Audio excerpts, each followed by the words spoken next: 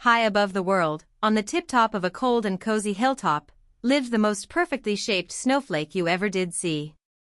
Her name was Flurry, and she was absolutely, 100%, magnificently, frozen. Every morning, Flurry would strike a pose and admire her 6 perfect, sparkling, symmetrical arms. "I am a masterpiece," she would announce to no one in particular. And honestly, she wasn't wrong. But one sunny morning, something felt different. Flurry looked down at her arms. Were they smaller? She looked at her tips. Were they dripping? Wait a minute, she shrieked. Am I melting? Flurry ran in tiny circles, waving her arms in full panic mode. No. I'm too beautiful to melt. I have 6 perfectly symmetrical arms. This is a disaster of the highest order. Just then, a calm, round, gentle figure floated down beside her, old Droplet, a wise chibi raindrop who had seen many seasons come and go. "My dear Flurry," he said with a warm smile, "why all the fuss?" "What's the fuss?" Flurry grabbed Droplet by the shoulders. "I am melting, Droplet. Melting. I'll be gone." Poof. No more Flurry. No more perfect arms. No more me.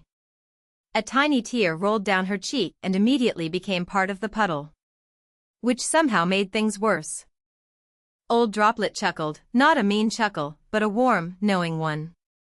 "Oh, Flurry. You're not disappearing. You're just changing shape. Let me show you something." He took her tiny hand and pointed toward the shimmering river below. They slipped and tumbled down the hill together, down the mossy rocks and through the sunlit forest path, until, a splash, they landed in the most beautiful, clear, sparkling river Flurry had ever seen. "Look around you," said Droplet gently. All around Flurry, the river danced and sparkled. Tiny chibi water drops laughed and waved.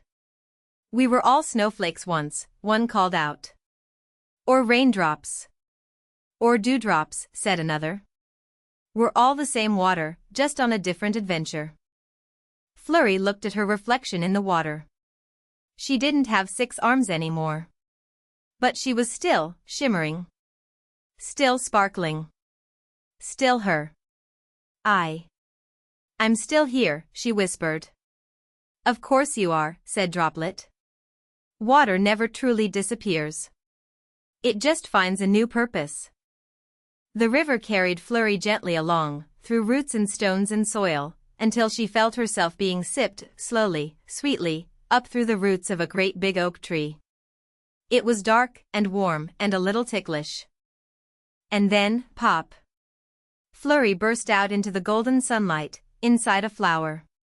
A gorgeous, bright, blooming wildflower on the forest path. She was the sparkle in its petals. The glow in its leaves. "Oh," Flurry breathed softly. "Oh wow." Droplet floated beside her, smiling wide. "You see?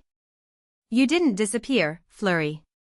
You became part of something beautiful. Something that makes other people smile when they walk by." Flurry looked out at the meadow, full of color, life, and light, and felt something even warmer than sunshine. "I think," said Flurry slowly, a big smile spreading across her chibi face, "that being a snowflake was wonderful.